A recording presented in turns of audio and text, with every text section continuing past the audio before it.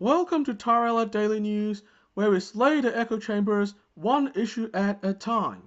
Today, we're going to look at the issue of contemporary progressive activism, especially what passes for online feminism these days.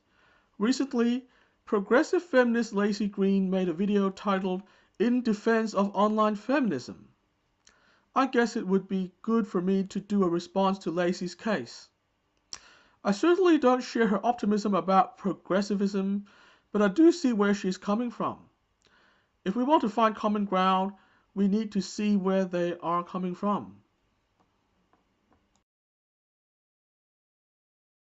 There's also Black Lives Matter and Take a Knee, which have been tremendously successful at raising awareness of police brutality. Controversial and divisive, yes, but still effective. I guess most classical liberals and even moderate conservatives feel uneasy about Laci's praise of progressive activism. But then I'm going to look at it with an open mind, and I hope you do too. It's always worth listening to and responding to different opinions, so that we have an effective free market of ideas, and so that we don't descend into an endless cycle of culture wars. This is what I do every day. If you agree with me, I highly recommend subscribing to this channel. So, let's listen to her in more detail.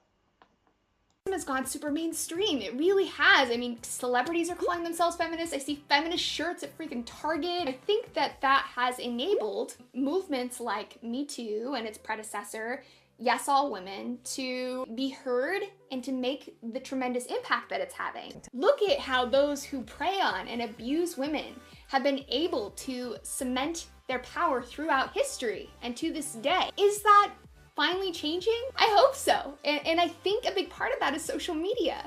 And it's not just the Me Too stuff. There's also Black Lives Matter and Take a Knee, which have been tremendously successful at raising awareness of police brutality. Controversial and divisive, yes, but still effective. And the same with the Parkland students, raising awareness about gun violence. And it's happening all over the world. So Laci thinks that there is value in divisive movements because they are effective. Now, before we get too worked up about her view here, let's face the fact that many people on the left probably hold similar attitudes. We are talking about perhaps a third of the West here, and perhaps even a majority of those under 25.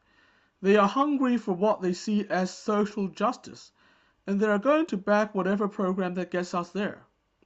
If we were to find common ground and communicate with this population, we need to see where they are coming from and deal with their concerns.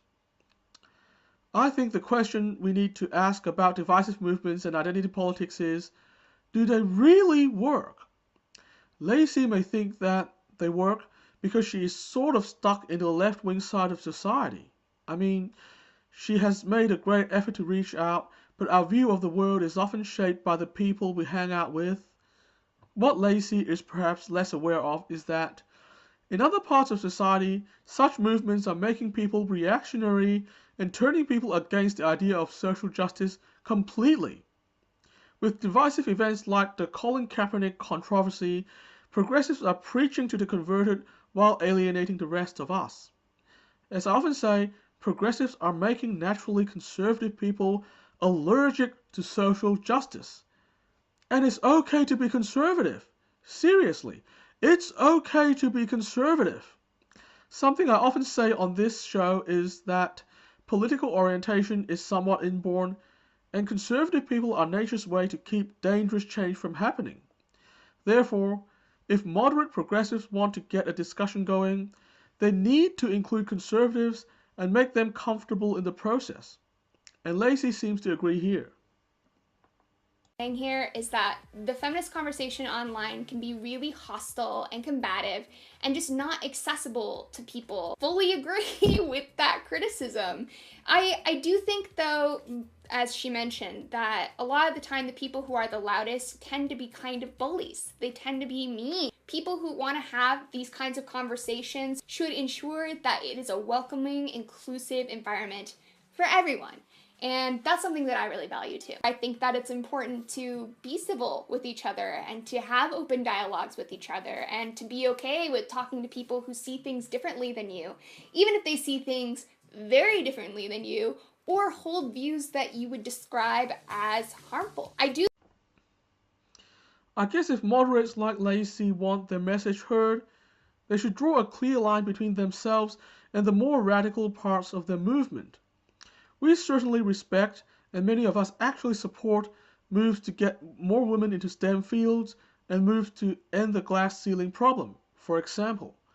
There is potential common ground for broad-based cooperation. But we can't stand the whole struggle against oppression attitude and the bullying behavior that it sometimes leads to. As a moral libertarian, I am focused on individual level equality, and I'm essentially allergic to class or group analyses. If the moderates could draw a clear line here in ideological terms, it would be helpful. I mean, we used to have liberal feminism and radical feminism, and many people could clearly support the former but reject the latter. Nowadays, the line seems to have become blurred, and I am concerned about that. I mean, when mainstream feminist events start featuring speakers who say that one must be a socialist to be a feminist, the line isn't that clear anymore. Which brings me onto a related point. I'm sorry to disagree with Laci that the presentation and the substance are separate. It's not. I am a classical feminist who believes in gender equality for both men and women, and modern feminism has too much of an oppressor versus oppressed dynamic, both in theory and in practice. For example, whenever I suggest that the feminist movement should have a discussion with the men's rights movement to achieve real gender equality together, I am almost always met with plenty of backlash, and there is often quite a bit of the oppressor versus oppressed language coming out of that. From what I see, the whole oppressed versus oppressor theory and the inability to have a civil discussion in practice are essentially cause and effect. The only way to bring back civility is to reject the idea of class or group oppression as a whole, the whole suite of ideas sometimes labeled as neo-Marxism. That's all we have time for today. I'll be back to smash the echo chambers with another issue tomorrow. Be sure to subscribe so you don't miss it.